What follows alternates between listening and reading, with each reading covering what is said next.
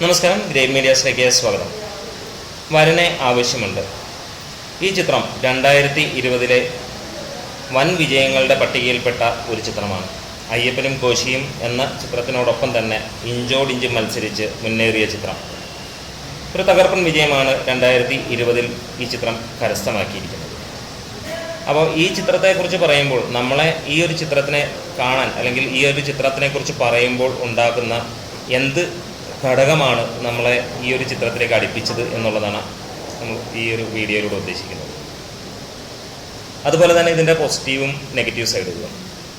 അപ്പോൾ ഒരു 3-4 ഫാക്റ്റുകളാണ് ശരിക്കും പറഞ്ഞു കഴിഞ്ഞാൽ വരനെ ആവശ്യമുണ്ട് എന്ന ചിത്രം റിലീസാവുന്നതിന് മുമ്പ് നമ്മളെ ഏറെ പ്രിയങ്കരം ഈ ഒരു ചിത്രത്തെ കാണണമെന്ന് മനസ്സിൽ തോന്നിപ്പിച്ച കാര്യങ്ങൾ.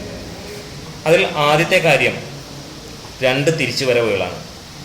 ഒന്ന് സുരേഷ് ഗോപിയുടെയും ഒന്ന് ശോഭനയുടെയും. കുറേ നാളുകൾക്ക് ശേഷം സുരേഷ് ഗോപിയും ശോഭനയും വെള്ളിത്തിരയിലേക്ക് വീണ്ടും വരുന്നു.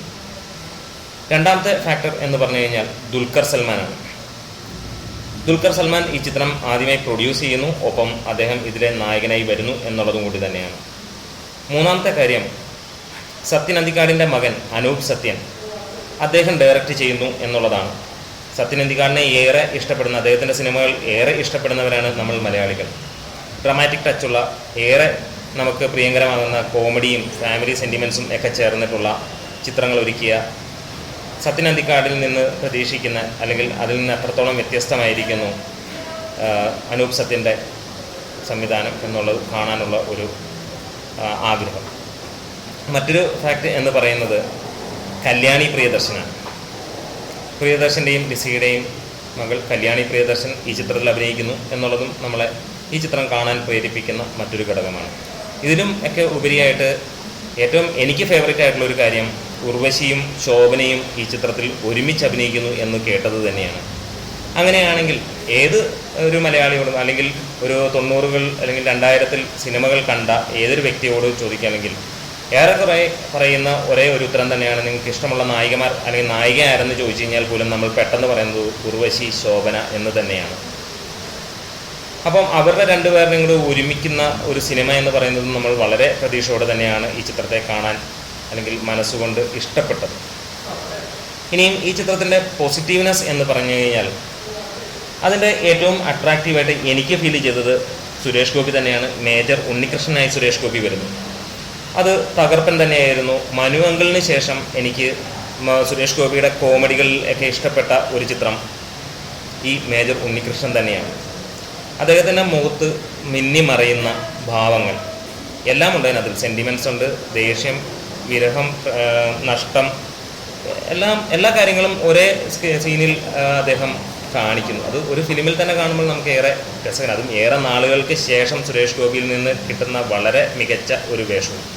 അദ്ദേഹത്തിൻ്റെ റോള്, അതായത് മേജർ ഉണ്ണികൃഷ്ണൻ, സുരേഷ് ഗോപിയല്ല, മേജർ ഉണ്ണികൃഷ്ണൻ ഇതിനകത്തിൽ ഗംഭീരമായി തന്നെയാണ് വന്നത്. അതുതന്നെയാണ് ഇതിൻ്റെ ഏറ്റവും വലിയ പോസിറ്റീവ്നെസ്.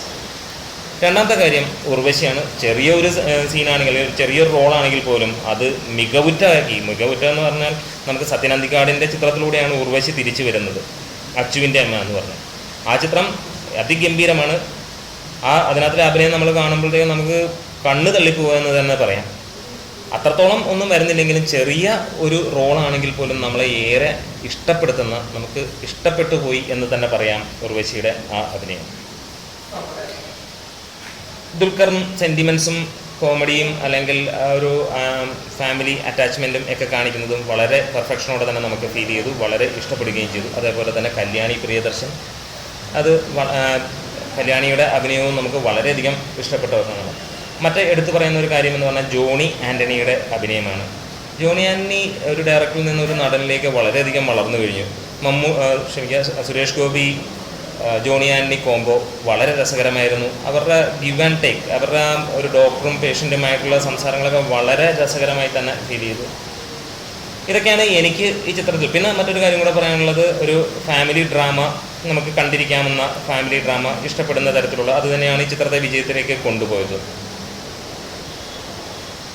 ഇനിയും പറയാനുള്ളത് ചിത്രത്തിൻ്റെ നെഗറ്റീവ് സൈഡുകളാണ്. ഈ സിനിമയുടെ നെഗറ്റീവ് സൈഡുകളിൽ ഏറ്റവും ഹൈലൈറ്റായി നിൽക്കുന്നത് ശോഭനയുടെ ക്യാരക്ടർ തന്നെയാണ്. ഈ ക്യാരക്ടറൈസേഷൻ ശരിക്കും പറഞ്ഞു കഴിഞ്ഞാൽ ഒരു എഴുത്തുകാരൻ്റെ ഭാവനയിൽ വന്ന നമുക്കതിനൊരു വലിയൊരു കുറവായിട്ട് തന്നെയാണ് തോന്നുന്നത്. മറ്റൊന്നുമല്ല, നമുക്ക് ഈ ഒരു ഫിലിമിൽ ടോട്ടൽ ആയിട്ട് അതിനകത്തൊരു ക്യാരക്ടറെ നമുക്ക് കാണുന്നില്ല. ആകെ നമുക്ക് എപ്പോഴും കാണാൻ കഴിയുന്നത് ശോഭന എന്ന ആളെ മാത്രമാണ്. അതുപോലെ തന്നെ പലപ്പോഴും പല സിറ്റുവേഷനുകളിലും പലരും വന്നിട്ട് പറഞ്ഞിട്ട് പോകുന്നു, കാണാൻ ശോഭനയെ പോലെ ഉണ്ടല്ലോ. അത് ശരിക്കും പറഞ്ഞു കഴിഞ്ഞാൽ വളരെ ബോറായി എന്ന് തന്നെയാണ് പറയാനുള്ളത്. കാരണം നമുക്ക് ആ ഒരു ക്യാരക്ടറിൻ്റെ ഒരു ലൈഫ് നമുക്ക് അതിനകത്ത് ഫീൽ ചെയ്യുന്നില്ല. ആകെ നമുക്ക് അവിടെ കാണാൻ പറ്റുന്നത് ശോഭന വന്നു എന്നുള്ളത് മാത്രമാണ്. പക്ഷേ മേജർ ഉണ്ണികൃഷ്ണനും അല്ലെങ്കിൽ ഈ പറഞ്ഞ പോലെ ഉർവശിയുടെ ക്യാരക്ടറും വേറിട്ട് നിൽക്കുന്നതും അവിടെ തന്നെയാണ്. അതേപോലെ തന്നെ ബാക്കിയുള്ള ക്യാരക്ടേഴ്സിനെ ഒന്നും ഒരു വലിയ രീതിയിൽ അല്ലെങ്കിൽ ഒരു നല്ല രീതിയിൽ എസ്റ്റാബ്ലിഷ്മെൻറ്റ് നമുക്കിവിടെ കാണാൻ കഴിഞ്ഞില്ല. നമ്മൾ കണ്ടിരിക്കുന്ന മെലോ ഡ്രാമ പോലെ തന്നെ കാര്യങ്ങൾ പോകുന്നു. പക്ഷേ പലപ്പോഴും പല ചിത്രങ്ങളിലും മെലോ ഡ്രാമ അല്ലെങ്കിൽ ഫാമിലി ഡ്രാമ വരുമ്പോഴത്തേക്ക് അതിൻ്റെ ക്യാരക്ടേഴ്സിനെയൊക്കെ വളരെയധികം സത്യനന്ദിക്കാടിൻ്റെ മിക്ക സിനിമകളിലും ക്യാരക്ടേഴ്സിനെ നമുക്ക് എസ്റ്റാബ്ലിഷ് ചെയ്യുന്നതിന് അതിൽ വളരെ രസകരമായിട്ട് തന്നെ നമുക്ക് കാണാനുണ്ട്. പക്ഷേ ആ ഒരു ലാളിത്യം അല്ലെങ്കിൽ ആ ഒരു ഭംഗി അനൂപ് സത്യൻ്റെ സംവിധാനത്തിലോ അല്ലെങ്കിൽ ഇതിൻ്റെ തിരക്കഥയിലോ കഥയിലോ നമുക്ക് അല്ലെങ്കിൽ ക്യാരക്ടറൈസേഷൻ അതിൽ നമുക്ക് കാണാൻ കഴിഞ്ഞില്ല എന്നുള്ളത് തന്നെയാണ് ഇതിൻ്റെ ഏറ്റവും വലിയൊരു നെഗറ്റീവ്നെസ്.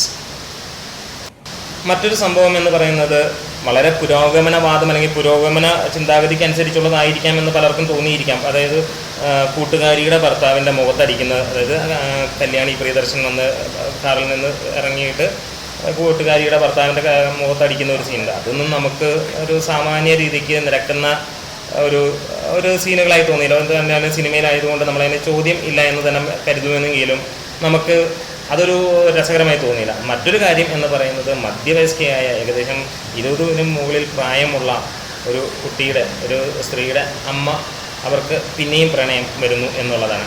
അത് തെറ്റ് എന്ന് പറയാൻ പറ്റില്ല, അല്ലെങ്കിൽ വരില്ല എന്നുള്ളതാണ്. പക്ഷേ എത്ര പുരോഗമന ചിന്തയെങ്കിലും ഈ ഒരു കാലഘട്ടത്തിൽ നമുക്ക് അതിനെ അങ്ങനെ കാണാനോ അല്ലെങ്കിൽ അതിനും നമുക്കൊരു എന്താ പറയുക, അതിനൊരു ബലമുള്ള ഒരു ത്രെഡായിട്ടോ അല്ലെങ്കിൽ അതിൻ്റെ ബലമുള്ള ഒരു സീനായിട്ടോ ഒന്നും തോന്നിയില്ല. ഒരു ഏച്ച് കെട്ടിയ സീൻ എന്ന് മാത്രമായിട്ട് തന്നെ നമുക്ക് അതിനെ കാണാൻ കഴിയുകയുള്ളൂ. ഒരു പക്ഷേ എൻ്റെ കാഴ്ചപ്പാടിൻ്റെ കുഴപ്പമായിരിക്കാം. എന്നിരുന്നാലും എനിക്ക് തോന്നിയ കാര്യങ്ങൾ ഇവിടെ പറയുന്നു. എടുത്തു പറയത്തക്ക 2-3 ക്യാരക്ടേഴ്സ് ഒഴികെ ബാക്കി എല്ലാ ക്യാരക്ടേഴ്സിനും നമുക്ക് അത്ര ഭംഗി ആയിട്ട് തോന്നിയില്ല. അതുമാത്രമല്ല, പലപ്പോഴും ഇതിനകത്തുള്ള ആക്ടേഴ്സിനെയാണ് ഇതിനകത്തിൽ പ്രൊജക്റ്റ് ചെയ്യാൻ കണ്ടേക്കുന്നത്. അതായത് നമ്മൾ തുടക്കം പറഞ്ഞതുപോലെ സുരേഷ് ഗോപി ശോഭന എന്നുള്ള ഒരു കോമ്പിനേഷനും അങ്ങനെ ഒരു ഇതാണ് നമുക്കിതിനകത്തിൽ കണ്ടേക്കുന്നത്. അല്ലാണ്ട് ഒരു കഥാപാത്രങ്ങളുടെ മുമ്പിൽ അല്ലെങ്കിൽ അതിൻ്റെ മേന്മയോടെയല്ല ഈ ചിത്രം പോന്നിരിക്കുന്നത് എന്നുള്ളത്. അതായത് എക്സെപ്ഷണലായിട്ട് പറയാനുള്ളത് വളരെ മികച്ചതായിട്ട് കണ്ടിരുന്ന മേജർ ഉണ്ണികൃഷ്ണൻ, അതേപോലെ തന്നെ ഉർവശിയുടെ ക്യാരക്ടർ, ജോണി ആൻ്റണിയുടെ ക്യാരക്ടർ തുടങ്ങിയവയാണ്. പക്ഷേ ചിത്രം ഒരു വിഭാഗം പ്രേക്ഷകരെ വളരെയധികം ത്രസിപ്പിച്ചു. പിന്നെ ഒരു ഫീൽ ഗുഡ് മൂവി എന്ന ലെവലിൽ അത് മുന്നേറി, എല്ലാവർക്കും ഇഷ്ടപ്പെട്ടു. എന്നിരുന്നാലും ഇതിനകത്തിലെ പോസിറ്റീവും നെഗറ്റീവും നമ്മളുടെ കാഴ്ചപ്പാടിലൂടെ ഇവിടെ അവതരിപ്പിച്ചു എന്നേ ഉള്ളൂ. അപ്പോൾ ഞങ്ങളുടെ ഈ വീഡിയോസ് ഇഷ്ടമായെങ്കിൽ ഒന്ന് ലൈക്ക് ചെയ്യുക, ഷെയർ ചെയ്യുക, കമൻറ്റ് ചെയ്യുക. Great medias.